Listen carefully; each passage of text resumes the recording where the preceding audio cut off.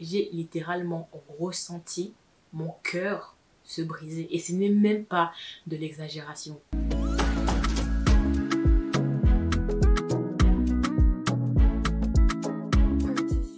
Salut tout le monde, c'est toujours Marina, j'espère que vous allez bien. Moi comme d'habitude ça va, je sais que ça fait un moment qu'on ne s'est pas retrouvés. Écoutez, j'ai pas d'excuses, d'accord? J'ai pas d'excuses. La vie d'adulte ça tabasse dehors, ok? La vie d'adulte fait que ça fait un moment que j'ai pas filmé. Donc aujourd'hui on va se retrouver pour une petite story time, une nouvelle story time. Et j'ai choisi aujourd'hui de parler encore de rupture. Oui, toujours et encore des ruptures. Mais aujourd'hui on va parler d'une rupture amicale, pas d'une rupture amoureuse, parce que je trouve que on s'attarde beaucoup sur les ruptures amoureuses mais pas sur les ruptures amicales en fait, alors que je trouve que genre les ruptures amicales ça fait tellement mais tellement mal. En tout cas moi dans mon cas c'est vraiment la rupture qui m'a fait le plus de mal dans ma vie, au point de déménager au point de déménager, de tomber en dépression, d'aller voir un psy et voilà quoi. Genre du coup j'ai décidé de parler de ça aujourd'hui. Comme vous savez déjà, on n'oublie pas de s'abonner, de liker et de commenter la vidéo. Surtout les gars, de commenter la vidéo, parce que quand vous commentez les vidéos en fait, ça fait remonter ma vidéo et d'autres personnes peuvent découvrir mes histoires et rejoindre la grande famille qu'est la nôtre. Donc n'hésitez pas à commenter les vidéos. Déjà, petit disclaimer, je tiens à vous dire que cette histoire avec ma copine s'est réglée il y a bien longtemps. Genre l'histoire s'est passée en 2017 il me semble.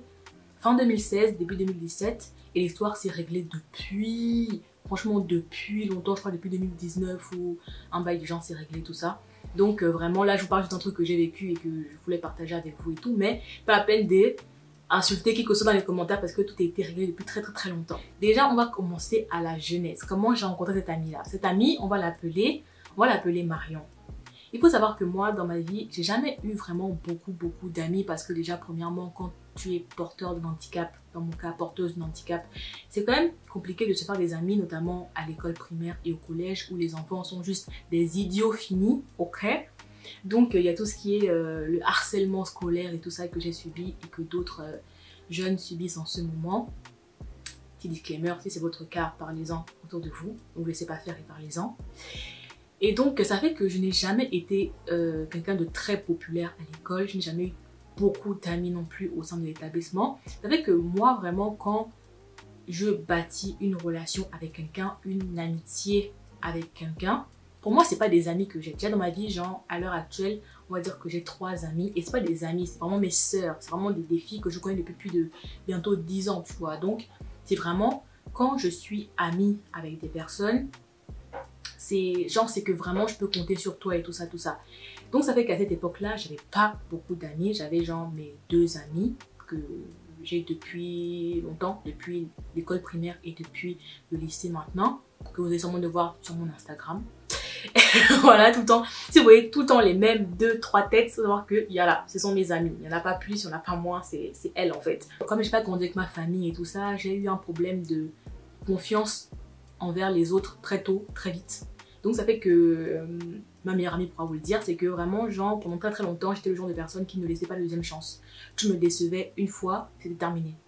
Quand j'estimais que tu m'as fait quelque chose que moi je n'aurais même pas pensé à te faire ou que moi je t'ai pas fait, pour moi c'était fini en fait. Fin de la discussion, il n'y a plus d'amitié, il n'y a plus rien du tout.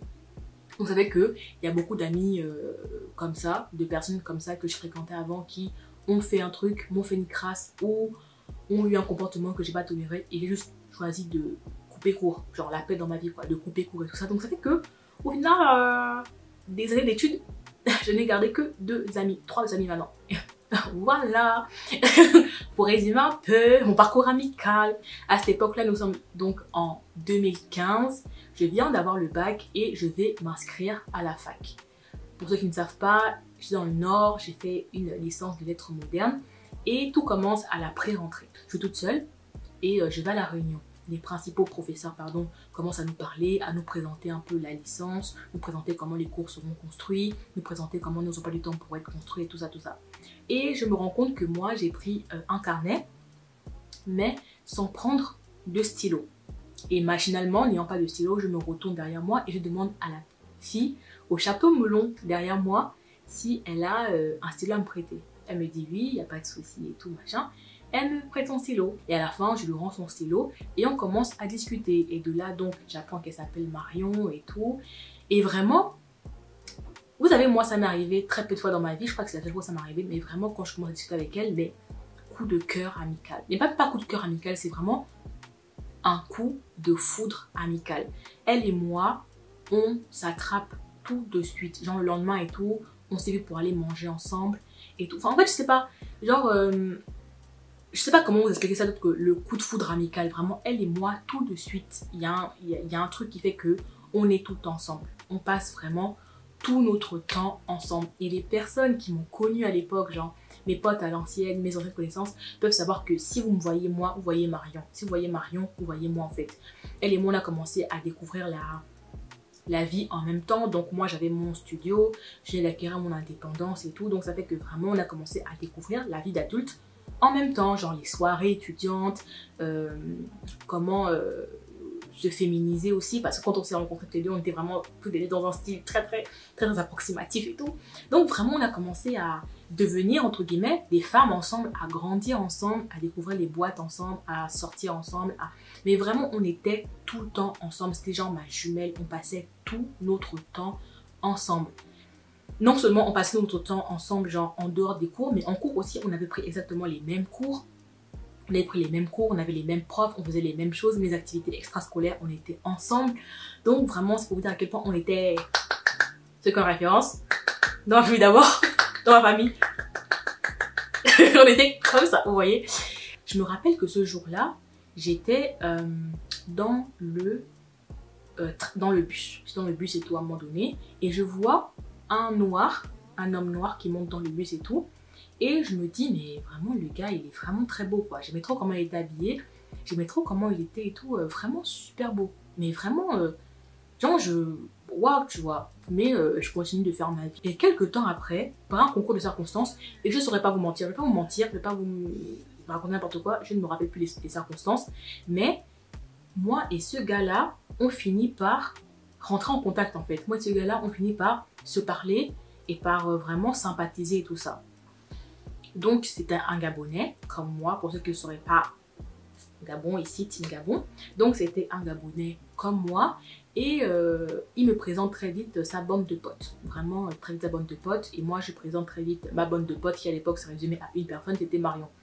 Donc, donc très vite on commence à faire des soirées avec Marion et moi, on commence à faire des soirées avec ce groupe-là de Gabonais. J'ai toujours eu du mal à m'intégrer avec les Gabonais. Du moins en France, j'en ai croisé pas mal et j'ai toujours eu du mal à m'intégrer avec eux parce que quand je dis que je n'ai pas grandi au Gabon, pour ceux qui ne savent pas, bon, il y en a beaucoup qui ne savent pas, mais en gros, moi je suis née en France à l'âge de 8 ans pour des problèmes à cause de ma prothèse, littéralement. Donc souvent quand ils apprennent que je n'ai pas grandi au Gabon, ils considèrent que je ne suis pas une vraie Gabonaise. Voilà. Il n'y a rien à ajouter en fait. Donc la plupart du temps c'est ah t'es pas une vraie Gabonaise, t'es pas grandi au Gabon, machin, toi t'es déjà une française et tout, machin. Limite en fait c'est à croire qu'il faudrait que je m'excuse, que genre en gros je m'excuse pour mon père qu'il ait voulu offrir une vie décente à sa fille en l'envoyant en France en fait. Genre il faut que je m'excuse à la place des personnes de ne pas avoir des infrastructures adaptées aux personnes qui ont un handicap au Gabon. En gros, mon petit papa, là, il a voulu que quand même sa fille, elle puisse avoir des chances dans la vie. Et donc, il l'a envoyée en France. Non, il faut que je m'excuse par rapport à ça. Et moi, j'ai toujours refusé de m'excuser par rapport à ça parce qu'à un moment donné, il a fait le choix qui s'imposait pour son enfant. Ça s'appelle être un père, être un parent, d'accord? Donc, c'est que moi, j'ai toujours été très intégrée auprès de la communauté béninoise et j'ai toujours aimé rester avec des Béninois, en fait. On traîne du coup avec ce groupe-là et étonnamment, genre, au début, tout se passe bien. Franchement, au début, ça se passe super bien, on s'entend tous super bien, on fait 2-3 soirées ensemble et tout ça. Sauf que moi, avec le Gabonais, on va l'appeler comment? On va l'appeler Yvan, voilà. J'ai pas dit Yvan avant. Bon bref, on va l'appeler Yvan. Donc sauf que moi, avec Yvan, on se tourne un peu autour et il faut savoir qu'un des meilleurs amis d'Yvan, qu'on va appeler Théo, ouais, on va l'appeler Théo. Théo, lui, il est intéressé par Marion. Et Théo, lui, il a fond sur Marion, Sauf que Marion, elle n'est pas à fond sur Théo. Marion, elle est carrément pas du tout intéressée par Théo. Et comme c'est mon frère gabonais, comme Théo c'est mon frère gabonais, ben moi je suis en mode, bah écoute Théo, vas-y, je te bosse la carte, tu vois, en mode... du coup, auprès de Marion, j'essaie quand même d'arranger des petits dates avec Théo, de parler de Théo, vraiment de placer les cartes de mon frère gabonais, quoi. Disant qu'écoute, moi, du peu que je peux voir, et c'est vrai que du peu que je voyais, ça va être un bon gars, ça va être un gars vraiment pas... Autant Yvan, c'était un gars un peu, ça se voit qu'il était un peu barré, il avait un peu, voilà, il faisait beaucoup la fête, il aimait boire, des trucs comme ça, des bails comme ça. Autant Théo, lui, il était grave dans son coin, grave timide, il parlait pas beaucoup et tout ça, tout ça. Donc moi, de ce que je voyais, je disais à Marion, du coup, bah Théo, il m'a l'air vraiment très calme comme garçon. Théo, finalement, s'est mis en couple avec Marion. Sauf que moi, ça n'a pas fonctionné avec Yvan. Finalement, avec Yvan, ça l'a pas fait. Au final, on s'entendait pas du tout. Donc ça fait que ça n'a pas marché. Ça n'a pas marché du tout et tout ça. C'était un peu froid, mais c'était pas vas-y, catastrophique. Ça a commencé à se gâter lorsque, un jour et tout, la veille des examens, le lendemain on avait nos examens du premier semestre, il me semble, et Marion m'appelle, elle m'appelle en pleurax et tout, en me disant que oui, que Théo l'a quitté pour des raisons bêtes, tout ça, que Théo l'a quitté, qu'elle est au bout de sa vie, machin, qu'elle n'arrive pas à réviser pour les partiels le lendemain et tout, machin, machin. Et vraiment, les raisons évoquées étaient nulles, étaient vraiment nulles. Et moi, en fait, ce qui m'énerve dans tout ça, c'est le fait que de tous les moments pour la quitter, c'est vraiment la veille des examens que tu as choisi. C'est vraiment la veille des partiels que tu as choisi ton moment pour quitter la fille, en fait. Et j'ai trouvé ça très nul. J'ai trouvé ça très nul. Et à l'époque, c'était vraiment...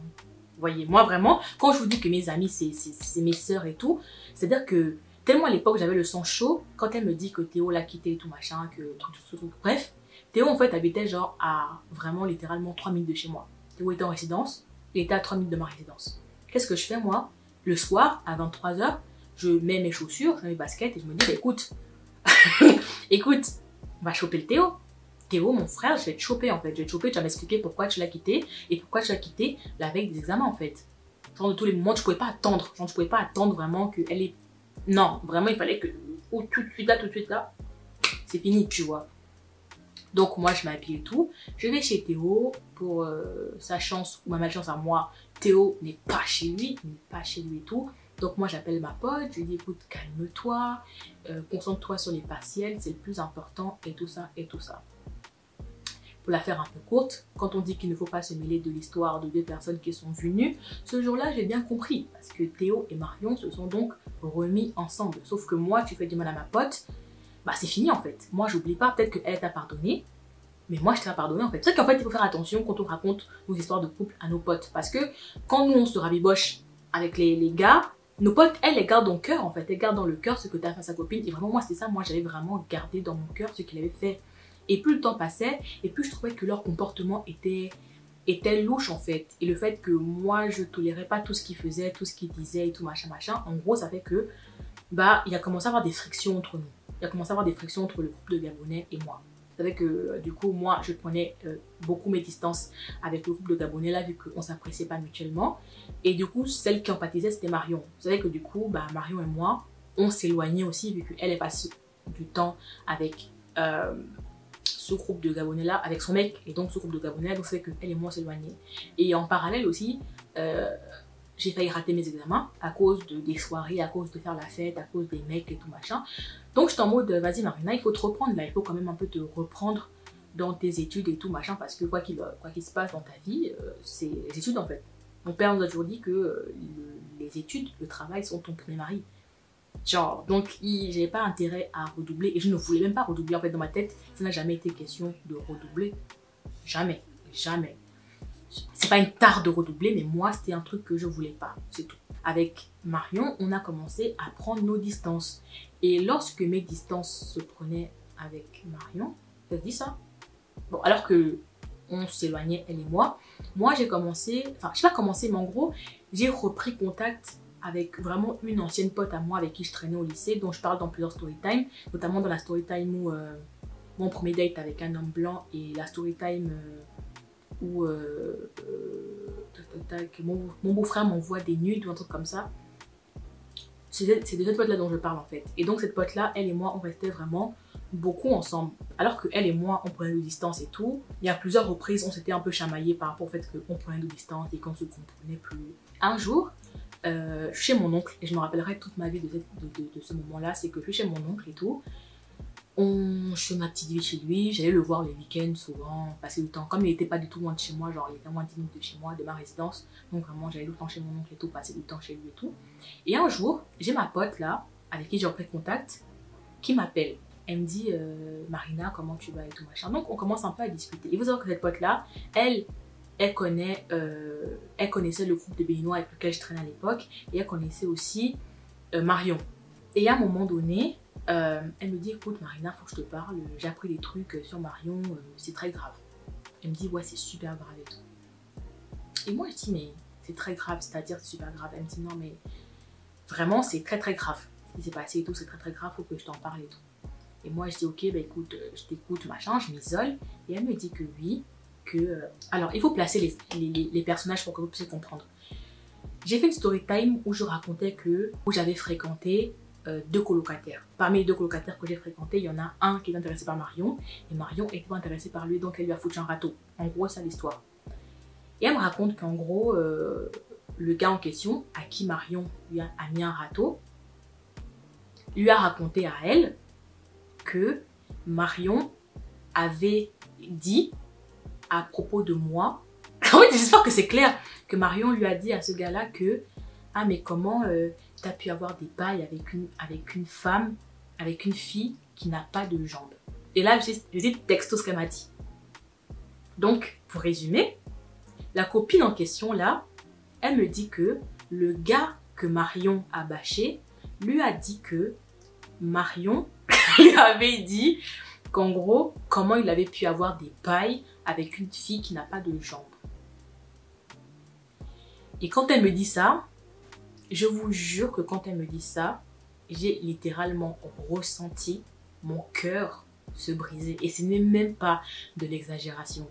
J'ai ressenti mon cœur se briser. Genre, j'ai eu mal à la poitrine en fait. J'ai eu mal à la poitrine. Alors qu'en fait, quelques temps auparavant déjà, dans ma dernière année de lycée et tout, il y avait des histoires comme ça en fait où j'avais appris que des filles avec qui j'étais très proche, des filles avec qui je passais vraiment tout mon temps, mais vraiment mes copines aussi, vraiment tout le monde les connaissait, enfin bref, c'était vraiment mes vraies copines. J'avais appris que pendant plusieurs mois, elles avaient parlé dans mon dos, tu vois.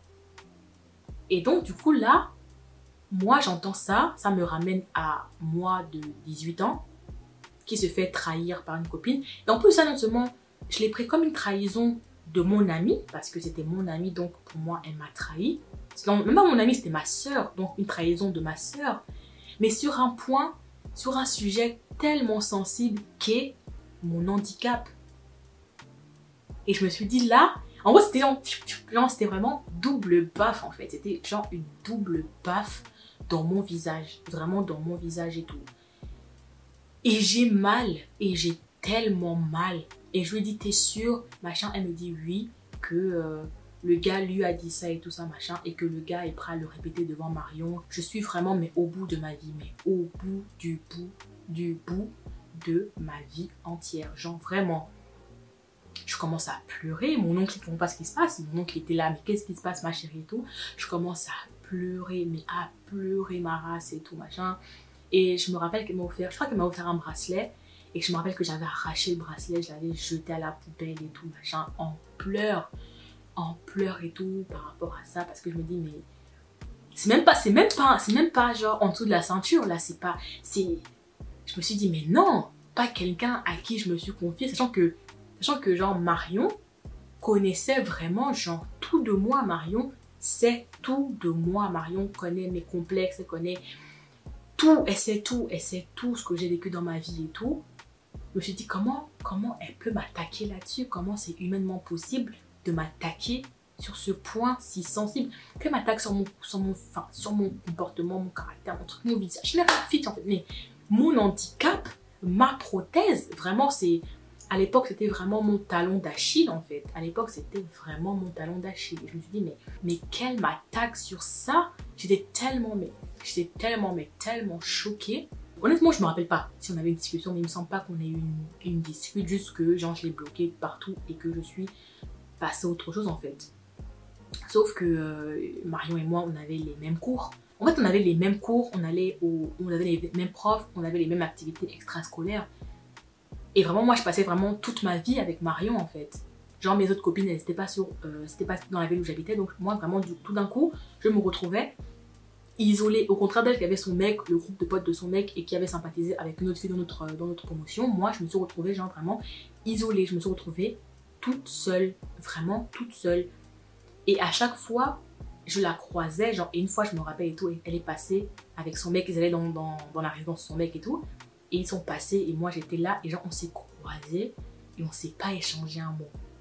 Et genre on va raconter à quel point cette scène là elle m'a brisé le cœur. Genre ça m'a fait tellement mais tellement mal au cœur que du coup bah j'ai arrêté d'aller en cours. J'allais plus en cours parce que je ne voulais plus la croiser, ou j'allais vraiment à des cours qui étaient genre obligatoires. Vraiment les cours obligatoires j'y allais, je me mettais loin d'elle, aussi loin que possible d'elle et tout. Je parlais à personne en cours. Après les cours, je rentrais chez moi. Non, je rentrais même plus chez moi, je rentrais chez mon oncle parce que du coup, je ne vivais plus chez moi parce que je ne voulais pas prendre le risque de la croiser elle ou de croiser son mec. Donc ça fait que j'avais juste, à chaque fois, chaque semaine, je prenais quelques affaires et j'allais chez mon oncle. Je ne restais plus chez moi, je n'habitais plus du tout chez moi. En gros, je tombais littéralement en dépression, genre je mangeais plus, je passais mon temps à pleurer, je me sentais comme une merde, je me sentais pas bien du tout dans ma vie, pas bien du tout dans ma tête. En fait, en gros, je me dis que, en gros, tout ce que j'ai construit pendant 1 an et demi d'amitié avec elle, bah, c'est du vent, en fait. Tout ce qu'on a construit, c'est construit sur du mensonge. Elle m'a jamais, je me disais que, en gros, elle m'a jamais apprécié, elle m'a jamais respecté, elle m'a jamais estimé pour parler de moi comme ça, en fait. Et j'étais vraiment dans le mal. En gros, vraiment, je suis tombée en dépression, littéralement, je suis vraiment tombée en dépression. Et comme mon oncle a vu que bah, j'allais pas bien et que je ne voulais pas retourner à la fac parce que je ne voulais pas la voir et tout machin, il m'a dit, écoute ma chérie, est-ce que ce serait pas une bonne idée que tu ailles ailleurs? Sachant en plus que le cursus que moi je voulais faire, avant je voulais travailler dans l'édition. Je voulais travailler dans le milieu de la librairie, dans l'édition et tout ça. Et c'est pas quelque chose que tu peux faire, genre, dans la ville où j'étais en fait. C'était assez bouché à la fac et tout ça. Donc il m'a dit, écoute, pourquoi ne pas aller à Paris? À Paris, il y a plein de facs, il y aura sûrement le cursus que tu veux faire, il y aura plus de débouchés. Et quand il m'a dit ça a été vraiment une libération. Vraiment une libération pour moi parce que je me suis dit, bah écoute, il a pas tort. Il a pas tort si je me sens, je peux pas guérir dans l'endroit où j'étais malade en fait. Tout simplement. Donc j'ai décidé de, du coup, postuler dans différentes facs et tout pour continuer mon cursus, ma L3 à Paris. Mon père a vu que j'étais pas bien, que je me sentais pas bien et tout ça, donc il m'a dit écoute, rentre au Gabon. On va passer les grandes vacances au Gabon et tout ça et que voilà quoi. Donc j'ai déposé ma candidature à Paris. Je suis partie au Gabon, j'ai déménagé tout ça. Et en gros, je suis venue à Paris et en fait, même en venant à Paris, je me suis rendu compte que bah, à la fac, j'avais du mal à aller vers les gens, j'avais du mal à faire de nouveaux amis. J'étais en fait, je m'étais littéralement renfermée. J'étais renfermée sur moi-même. J'étais tellement, mais tellement malheureuse. Je passais mon temps à pleurer. Tout le temps, j'étais vraiment malheureuse parce que genre cette trahison-là, je ne la digérais pas en fait. Et je me suis rendu compte que j'ai fait ce que je fais à chaque fois, qui est très nul, c'est que je me suis littéralement jetée dans les bras d'un mec, le Sénégalais. Et ça fera l'objet d'une story time parce que vraiment, vraiment c'est le contexte qui a fait que j'ai supporté cette relation pendant 1 an aussi nulle qu'elle était.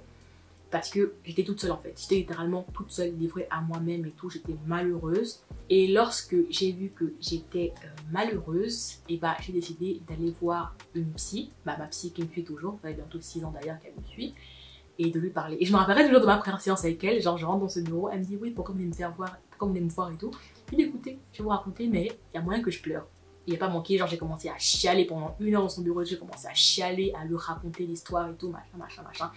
Bref, et c'est comme ça que j'ai commencé à aller en thérapie pour pouvoir apprendre à nouveau, refaire confiance, à nouveau aimer, à nouveau genre, en gros à débloquer tout ça en fait. Et quand j'ai commencé à la voir, c'est là où ça a commencé à aller. Après, Marion me manquait parce que je pense que l'amitié que j'ai avec Marion, c'était une amitié très fusionnelle. Et c'est pas la même amitié que j'ai avec d'autres amis que j'ai. Mais elle, vraiment, Marion, pardon, était vraiment dans des délire où on était vraiment très fusionnels ensemble. On était vraiment tout le temps ensemble. Donc, tu savais que il manquait quelque chose dans mon cœur, en fait. Il a toujours manqué un bout d'elle dans mon cœur. Oh, c'est mignon, ça, cette phrase, elle était belle, hein. Un bout d'elle dans mon cœur. Et comment l'histoire s'est résolue? L'histoire s'est résolue parce qu'une fois, lorsque je rentrais donc dans ma ville du Nord et tout pour aller voir mon oncle, je prends le bus et tout, je vais voir mon oncle. et je reconnais quelqu'un. Et dans le bus, je reconnais un de mes ex. Avec lui, je m'étais retrouvée dans une espèce de triangle amoureux et tout ça. Et bref, je vois cet ex-là et tout. Et cet ex-là, il savait que pendant que je l'ai fréquenté, j'étais amie avec Marion en fait. Donc, on a commencé à discuter et tout. Il m'a accompagnée chez mon oncle et tout machin. Et il me demande, mais qu'est-ce qui se passe avec Marion?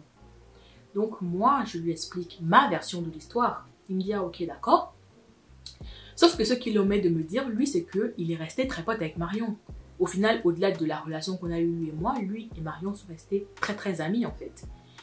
Donc, ça fait que moi, je lui raconte un peu l'histoire, machin. Il me dit, ok, il écoute ma version et tout. Mais il me dit, mais t'es sûr que ce garçon-là, vraiment, ce qu'il a dit, c'était vrai parce que, rappelons que Marion l'a quand même bâché.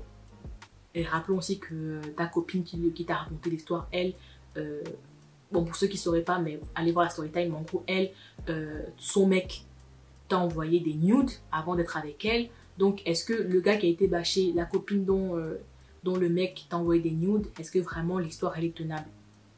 Et c'est vrai que quand il m'a dit ça, je lui ai dit, Marina, avec du recul, est-ce que y a pas un truc? Et moi je me suis dit, mais est-ce que c'est vrai?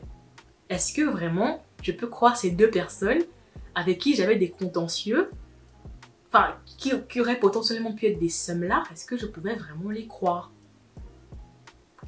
Et au final, genre quand je regardais bien le bail, enfin, je sais pas, en fait, ça avait commencé à me poser un peu question. Genre, en gros, ça a commencé un peu à m'interroger. Je commençais à le revoir et tout. Je reprends ma vie, je retourne à Paris, je reprends mes cours et tout ça, machin, machin. Qu'est-ce qui s'est passé? C'est qu'un jour, soit Marion avait vu ma story, soit elle avait liké une de mes photos. Je vois qu'elle fait signe de vie. Il faut savoir que vraiment, ça faisait genre 1 an et demi à l'époque que Marion et moi n'avaient plus signe de vie. Genre, plus de son, plus d'image à l'époque. Et je vois ça, et ça m'étonne, ça m'interloque et tout. Je dis, ok. Et au final, du coup moi aussi, je sais plus si j'ai regardé cette story ou j'ai liké, mais en tout cas, elle fait un pas, je fais un pas, elle fait un pas, je fais un pas, mais personne n'ose briser la glace en fait. Et au final, un jour elle vient m'écrire et tout, elle me dit oui, l'histoire que tu as racontée, c'est pas ça en fait. Ce qui s'est passé là, c'est pas ce qui s'est passé, c'est pas ça, moi je suis pas d'accord et tout, machin, machin.